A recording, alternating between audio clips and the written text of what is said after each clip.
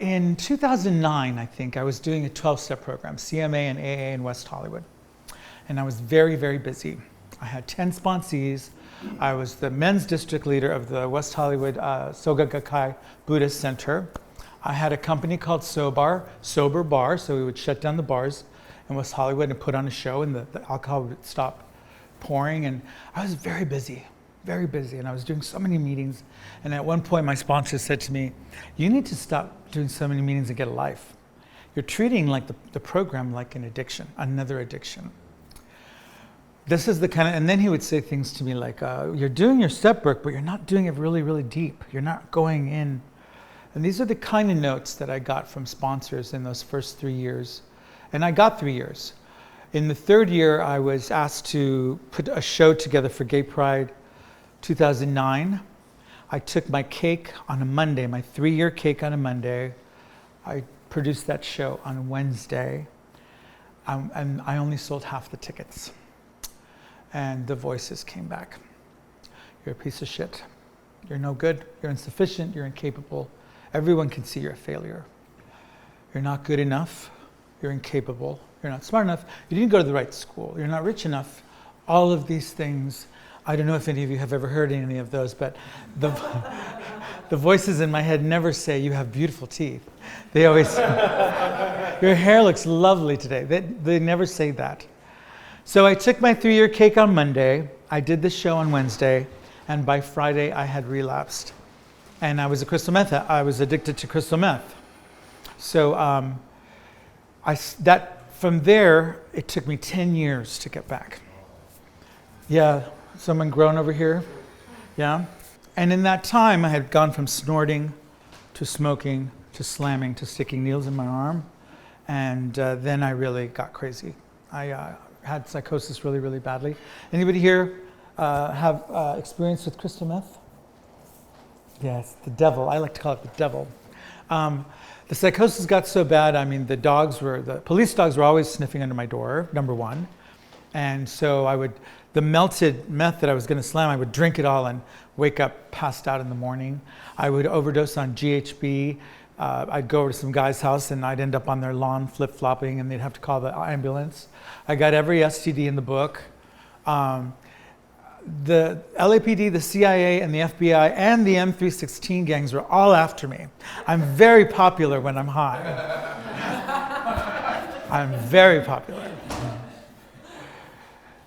At some point, my spiritual advisor, because I am in music, and I'll talk about that in a minute, but I was a music minister for a spiritual place in Agape. Part of Agape was Inspire. And my advisor was in Mexico doing retreats for a whole year, and she somehow, without having talked to anybody, called me and said, "I hear Spirit is telling me, take it if you will, but Spirit is telling me to take you with me to Kauai, or you're going to kill yourself." And I think I was pretty close. I mean, I think I overdosed like 6 times, and like I said, I was drinking who knows how many grams at a time in my body.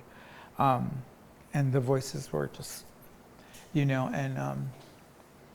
so I went to Kauai, and I was supposed to be there for 2 weeks. I was in a really toxic relationship.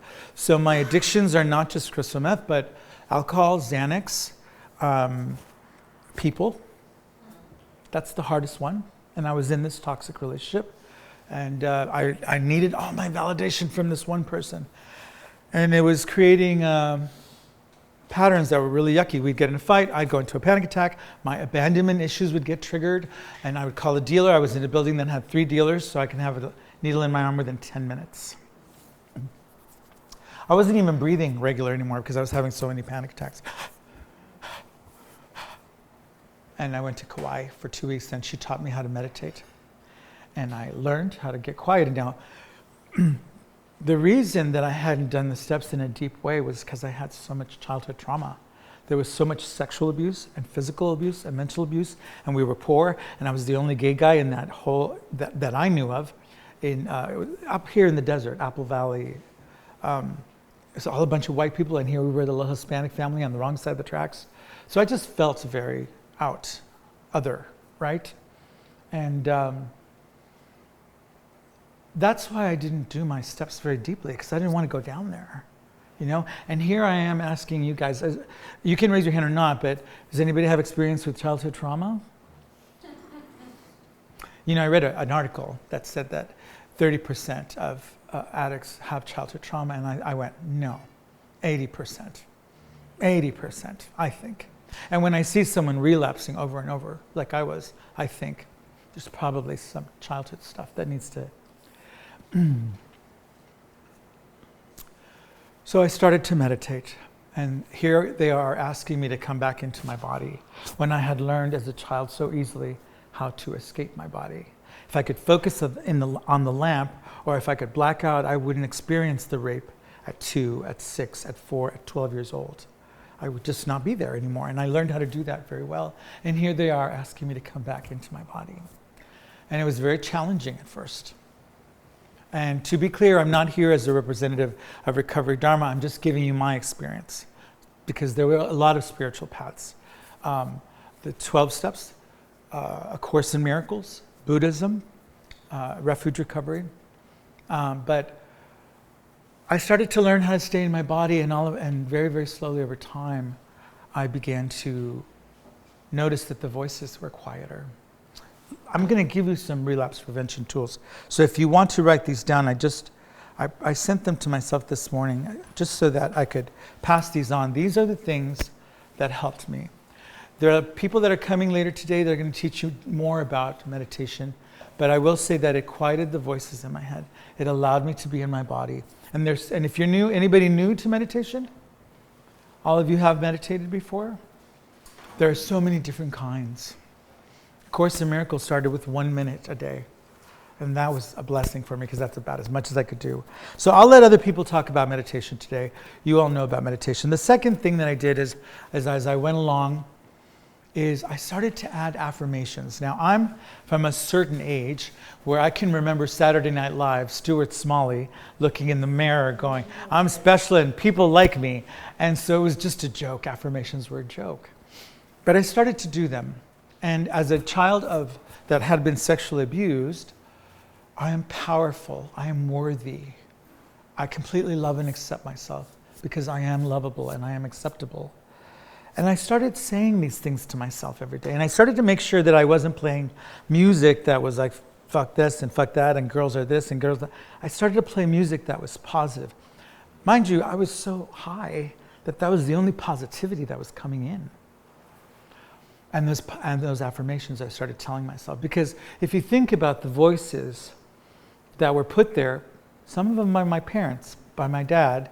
I had a monster of a dad who, when he found out that I was left-handed, stuck a fork in my hand. This is the kind of childhood I had. So the voices did not come from nowhere. And slowly over time, I began to let go of those negative self-talks, negative self-things. And I remember there was a day I was in rehab in San Clemente, and I heard this noise, and I was like, and it was me laughing, and I had not heard it for so long.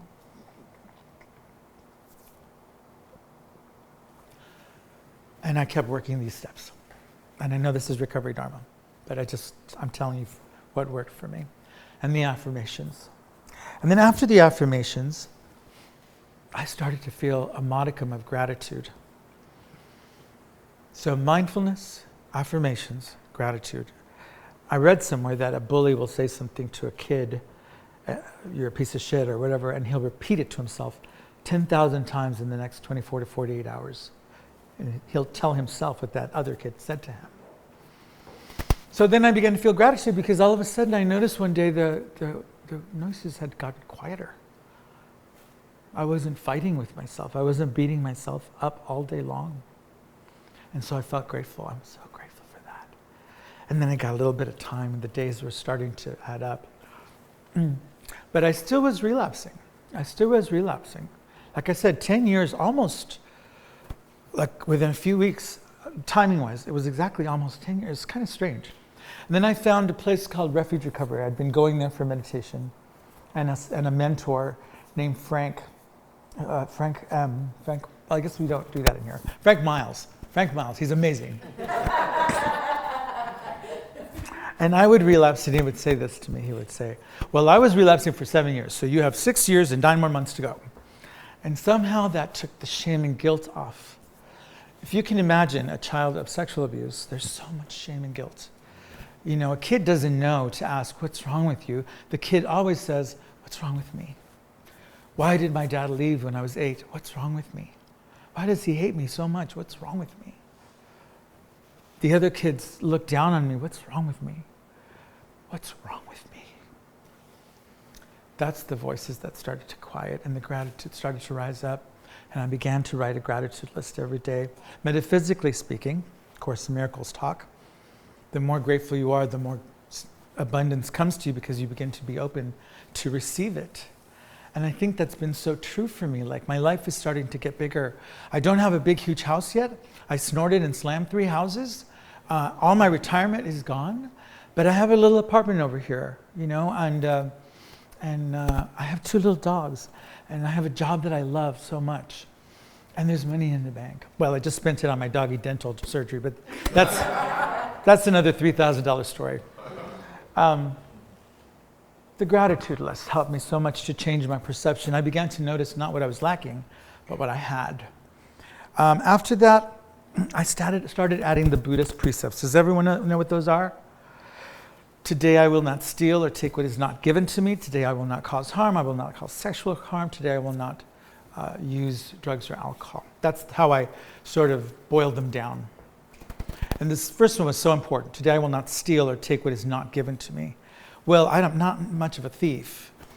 But then I realized, oh my God, being gay, there had been times where I had, to be accepted, I would stay with women in relationships, and I would focus on the lamp again during sex. You know, I would not be there.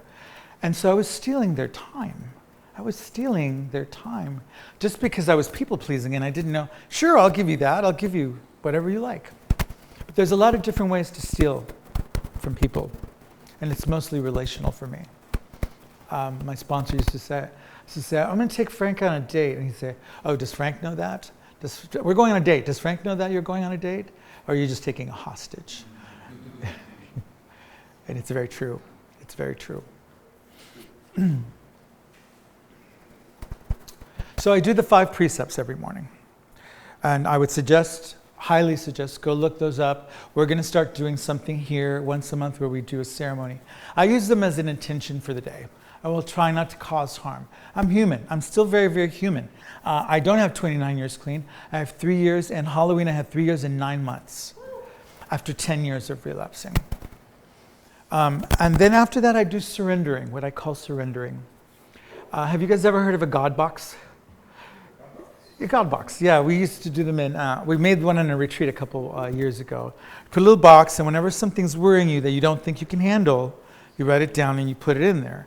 Now, I was born Judeo-Christian Catholic, and I'm not that anymore, so I don't practice praying to an old Santa Claus in the sky anymore for me, but if you do, that's okay. But for me, that's how I viewed that, right? Also someone that was going to send me to hell. But my view of higher power has changed, and I'm okay with God, higher power, spirit, light, energy, force.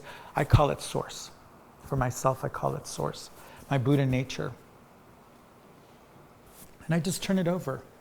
When that $3,000 doggy dental bill comes and I don't know how exactly I'm going to pay it, I hand it over every morning in my morning practice.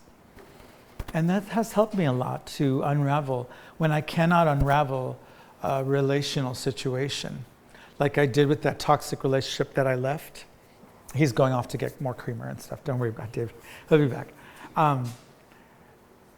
I get a sense of relief by surrendering what I don't think I can manage. It sometimes feels, or has felt in the past, like there was a manual that everybody got on how to live life and I didn't get it. And so when it gets too much like that, I turn it over. I say, here, Buddha nature, higher power, source, I don't know how to manage this. And that has been a great relief to me. That has been a tool for relapse prevention for me, because if you think about it, and you know the science, is that if you get too emotionally dysregulated above here or too low. So I was always surprised when I would relapse after a great show that I did, because I'd be so happy, and then I'd be like, let's drink champagne, and then ABC, alcohol becomes meth. Alcohol becomes crystal, right? So even when I would be happy, too happy, I'd go relapse. Or when when the relationships were over, the addiction to someone was probably the most painful thing that I would suffer. I always said, if my mom died, I could handle it. If another breakup happens, I'm not sure that I can handle it. Because they were so painful for me. It was an overreaction, you see. That's the addiction part of it. So, surrendering. Also, affirmative prayers help me a lot. We have affirmative prayers. May I be happy, may I be at ease, may I be free from suffering. I started doing the St. Francis prayer, and even though it says, make me a channel of your peace, I'm praying to my Buddha nature, so you can translate that all for yourself. You don't have to stop saying those affirmative prayers. I do a prayer in the morning where where would you have me go? What would you have me do? What would you have me say? And to whom? And we'll talk more about service in a minute, but I make sure that I set myself up that day with those affirmative prayers. I'm not asking or begging a higher power to do anything for me. I'm affirming every day through those prayers my day. I'm standing and setting an intention just like those precepts. So, because I am also in the 12 steps, I do the 3rd step prayer, the 7th step prayer on awakening. I do all those. And by the way, all of this that I'm talking about can be done in about 15 minutes. It sounds like a lot, but it really, I think the best, most important one is that service prayer. When my sponsor, when I was finished, I wasn't even finished yet, said, okay, you need to get up and help someone. I said, no, I don't know what to do. Get up. Okay, so of course, as soon as I stood up, someone asked me to help them. As soon as I stood up. And what happened there, and this will lead into the conversation about service. We have here what's called mentors. In the books that we have, there are inquiry questions, and you just walk somebody through those inquiry questions. You have a little bit more time, so you can help someone get there. But the funny thing that happened is, I told you all about the childhood stuff and the negative self-talk. That negative or paradigm of lack, I started to notice that I had something to give, that there was a paradigm of abundance. And the more that I gave, the more that I had inside me to give, right? Like, we don't get paid for doing this. We do this because meditation saved my life. You know, and I remember Joy coming to the Artist in Recovery show. Paul drove here from San Diego. You guys are coming from Breathe and your babies, you know. And the most powerful thing for me, I have 5 sponsees and mentees right now, is watching them come to life again, you know. And it's the infinity sign, you know, that I grew up with a saying, it is better to give than to receive. And I think that's bullshit. It is... Metaphysically, there's only one of us here, right? There's only one begotten Son of God, and we're all it. So I give and I get. We all give and we all get at the same time. That's the energy. And by the way, I feel when I'm doing service out of ego, it's exhausting. When I do service out of spirit, giving, it's energizing. It really is energizing. So that's my conversation about service. The other thing that helped me so much was the Sangha. Now, how many of you are Buddhist people that practice Buddhism? So then you understand the understanding of Sangha. This, for today, is our Sangha. This is an inter-Sangha meeting. What that means is that people from Woodland Hills and Culver City, Manhattan Beach, Hollywood, North Hollywood, wherever, San Diego, come together, and we're a Sangha. But wherever you are your Sangha. These 3 people right here, Paul, Dennis, and Gustavo, are part of my morning meeting. They're my daily Sangha, and David. And Stefan and David and Dale and Christine are my other Sangha that I have within here. And then, of course, Thursday morning. But Sangha is community that we build. Now, I talked to you about that relationship that I had, the toxic relationship. He's in my apartment right now, by the way, on the couch. We broke up, and I did all my work, forgiveness, and he's my doggy's dad's, and he came and stayed with me for a while, and we did okay. He still parties, whatever, but my point is, I was able to work through that breakup without relapsing. So that breakup happened in my second year after 7 years of being together. I told you it was an addiction. It was codependent addiction. Never in my life have I ever been able to break up with anyone because I was so entangled emotionally with them that it felt like a tearing away. I couldn't walk into a party without it. And they all look the same, by the way, tall, blonde, blue eyes. Think about it. In my childhood, they were the other side of the tracks. They were the unicorns. They're what I wanted to be.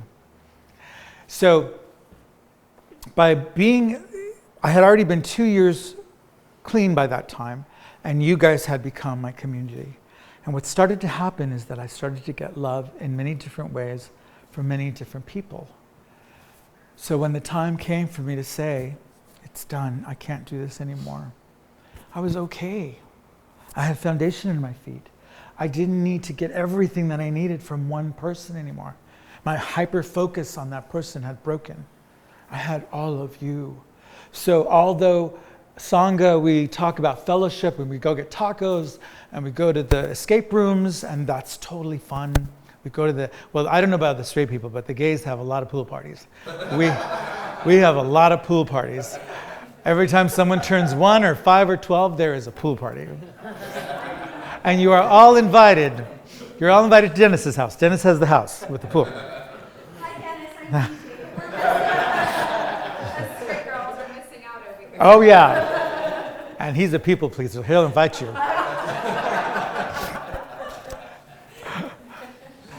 I love you, Dennis. But what I'm saying is, yes, it's fun. But yes, the importance of the Sangha, and I have noticed too, I don't mean to say this derogatory, but the 12-step people love to go to fellowship. The Buddhist people, not so much. I don't know why. So I just encourage, let's go get tacos after the meeting. Go to the taco, it doesn't have to be an expensive thing, go get $3 tacos at the taco truck. We used to do that too. So that to me was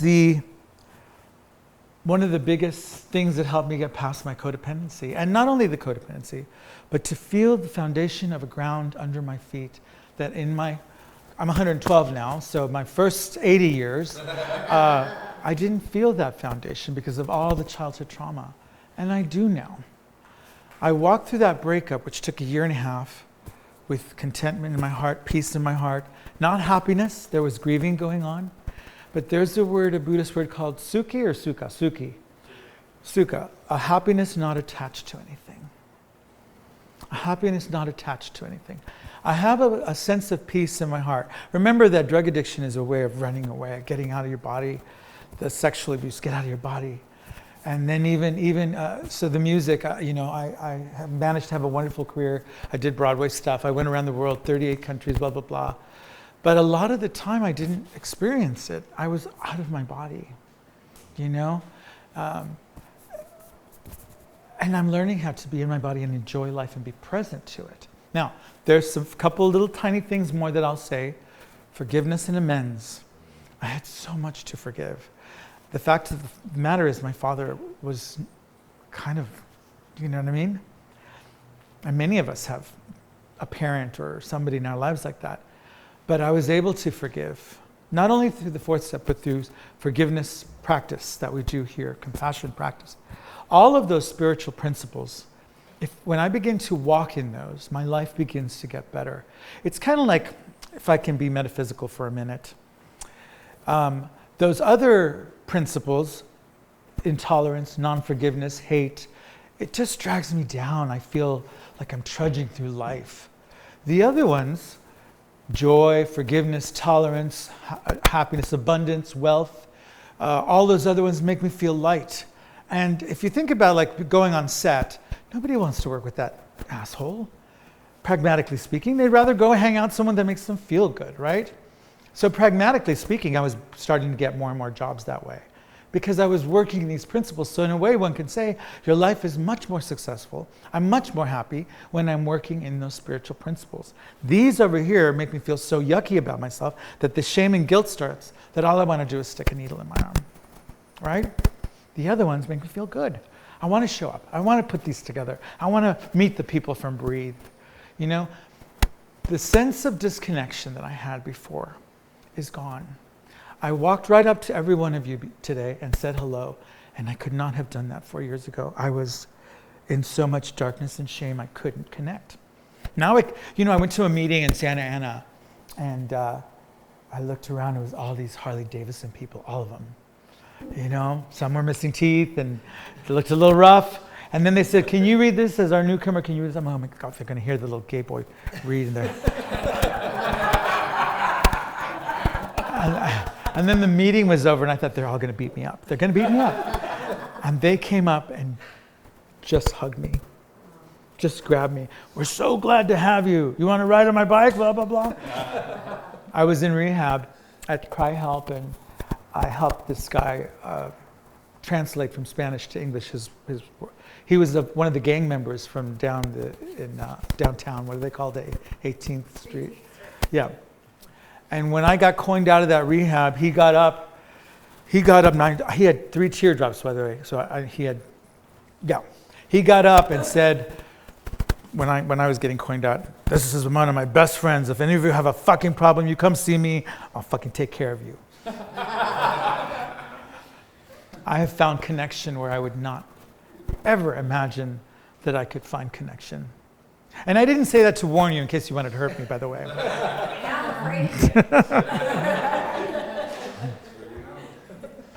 I will say that sponsoring and mentoring that walked me through these inquiry questions, that walked me through the steps, that taught me how to be of service. These are the things I encourage you to do, to stay in spiritual principle. And of course, your morning practice. Meditate, meditate, meditate. There's a story about a meditation teacher that these people with a long line with all these different problems. My son is on drugs. We don't have money for the mortgage. And he would say the same thing. Meditate, meditate, meditate. Thank you.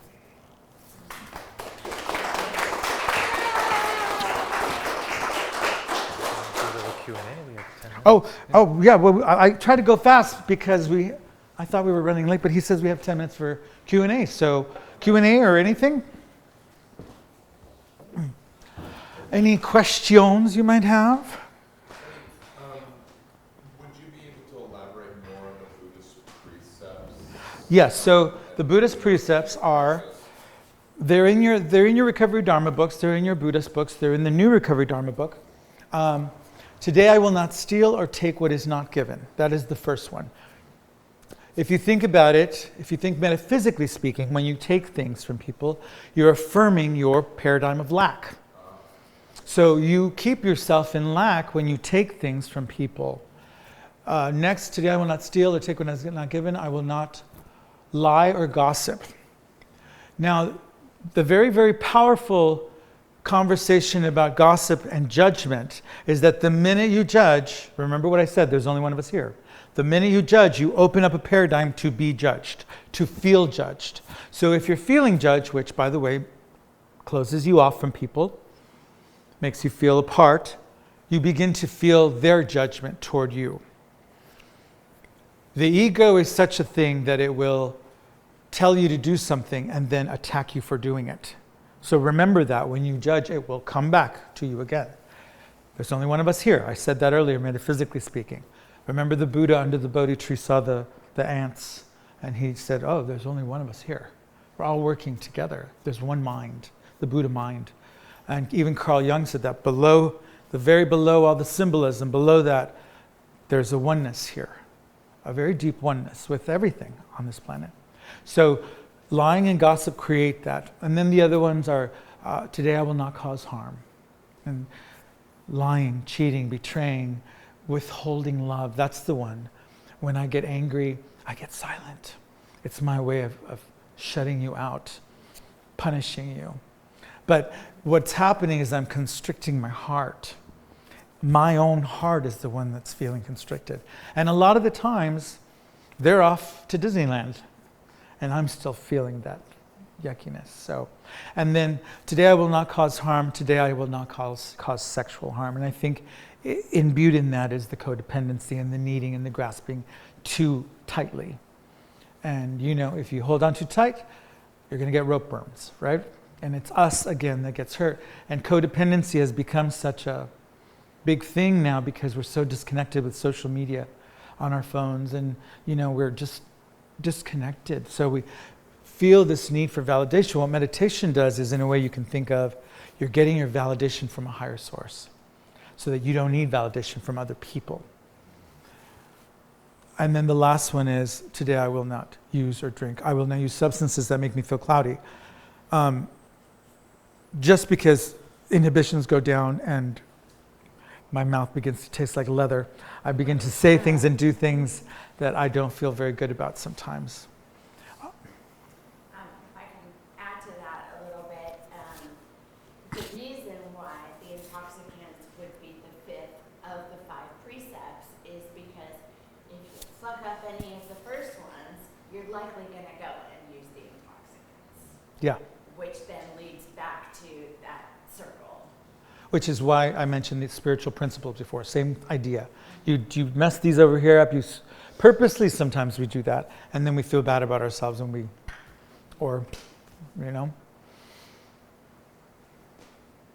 Any more questions? Yeah. Did that answer your questions? And so people do these huge ceremonies around the precepts. I just do them every morning as an intention. And how I worded them is a very watered down version of how they're written out, and very elaborate, right? I'm a very simple guy sometimes. Anything else? Feel free to add too. I'm not here as some of you have much more time than I do, so please. Tom? Well, I guess I can start by, I can be inappropriate sometimes. Because I find humor in things. Me too. I don't really have an editor. Mm-hmm. Like somebody came up to me at a meeting one time and she said, "Oh, I put that in my God box." And I said, "Oh, I have a God damn it box." And she looked at me like I had slapped her. Sorry, I'm kidding. I love that. Thank you. God damn it. I was in a Dharma recovery meeting, and I'm getting feedback that some of the things I said, and it's coming across to me as shame, which is really pushing a big old button. And I just made a throwaway line. I'm like, yeah, well, that's kind of hot. And it was just, there was a guy on Zoom, he was backlit, so he looked like somebody who was trying to hide their identity on an investigation show or something. I was waiting for his voice to be garbled, and I'm like, yeah, it was kind of hot. And I got reprimanded that it's inappropriate, you're offending some. And I sent a note to that person. I said, if I offend, and he goes, it was a throwaway line. It was like, yeah. So I guess I'm having trouble finding that area where it's not me, because right away it's like, what did I do wrong? I go into that, mm-hmm. and most of the people in the group know my humor. I mean, I can't control it, but I'm just wondering how to look at that in a way that's positive instead of. Yes, that's such a wonderful question, and I'm going through something like that too. I've been bumping up against people lately. Dennis will tell you. He sees me do it. Just lately, just maybe the last 3 or 4 weeks. Now please excuse me, I'm going to quote the Bible, but there is a line that says, out of the mouth of 2 or 3 witnesses shall something be established. So when a few people are saying that about me, then it's time for me to take a look, even if I have not noticed. There's also a line in there that says, if you go too far to the left, I will whisper. If you go too far to the right, I will whisper. And that's the way that I get back center. I listen to my conscience to slowly guide me back. Also, I don't know who told you that you were doing that, but was this person of some authority to tell you, or is it just a friend, or? I suppose, leads the meeting, and he kind of went off. He went off on me once in front of the group. Yeah, that's more appropriate, I think. Peer led. Yeah, that's a little more appropriate. Les Mis, right? I talk about this all the time. The spirit of the law versus the letter of the law. And some people are stuck in the letter of the letter of the law. They follow and I'm not. I'm like, I think Buddhism is a little bit more about intention, and so I also, one of the paths that I study is the 4 agreements, and the first one is never take anything personally. They're going through their stuff. This person, for some reason, was triggered for some reason. You know, I'm an acting teacher. Power, love are the two reasons people do things, and this person may be caught up in power a little bit. You said peer-led. We are peer-led. I'm not there to chastise or correct anyone, but our own conscience, out of the mouth of two or three witnesses. If you hear that, you know, it's been on my heart, you know, that I've been bumping into people the less. And I am on step 7 again, so it sort of makes sense that my character defenses have been coming up lately because I'm starting to work on them again, you know. And one of mine is low impulse control. I go for the laugh. And I used to be a very catty queen. I'm not that. And catty queens are out of style now. But, you know, and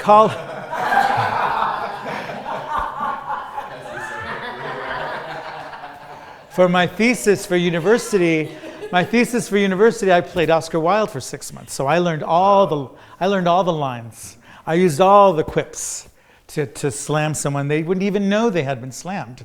And everyone around them was going, and they didn't even know. I mean, you know, so I got very good and I practiced that. So now I have to unpractice. Which. And now it's changed. My wise speech, we talk about the Eightfold Path, wise speech, is that I make a decision to say positive and things that will make people grow and heal instead. And that has been a really lovely journey too, because it feels good afterwards. Like I said, the higher vibration. Also, I will say wise effort.